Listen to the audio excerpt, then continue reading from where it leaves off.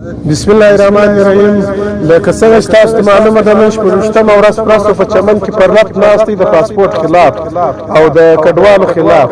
نو ځکه دا ظالم ریاست دی د زموږ غوښتنې منل کیږي نه.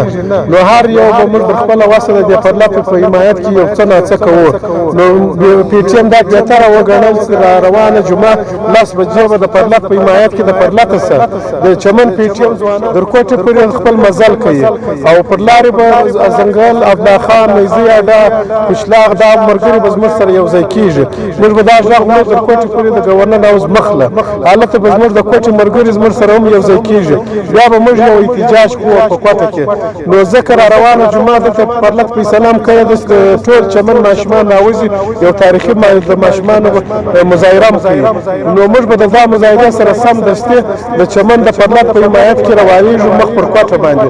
نو دا هغه ځوان سخواس کو درغه پښتون سخواس کو د چمن چې څوک لږ توان لري څوک لږ پسرت روغي باعث په دې تاریخي پاسون کې برخه واخلي او زموږ سره دا تګ وکړي ځکه دا ژغ بدرګه سي.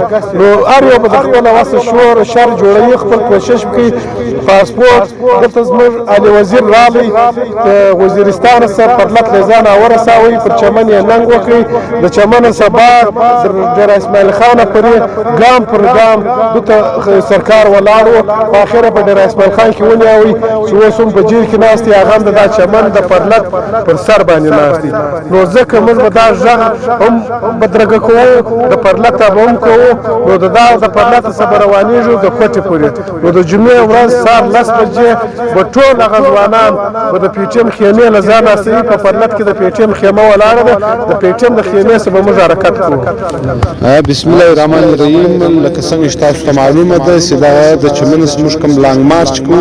موږ د لانګ مارچ اولنی ایجنډا چې دا هغه د پرلط په حمایت کې دویمه ایجنډا په جبري تور باندې افغان کډوال د ایستلو، دریم په ډورنډ کرښه باندې پاسپورت نه منو، څلورم علي وزیر، ګلمن وزیر، زکیم وزیر، ادرامان وزیر او د نورلا ترین رهایی او اخري ایجنډا زموږ راشده دوهري شریعت په ډورنډ کرښه باندې زموږ وخت ته د دوهري شریعت ورکول شي.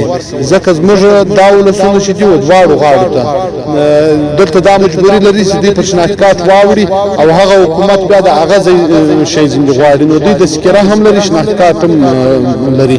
فکر دی چې دوی پر دې باندې تنګ نشي.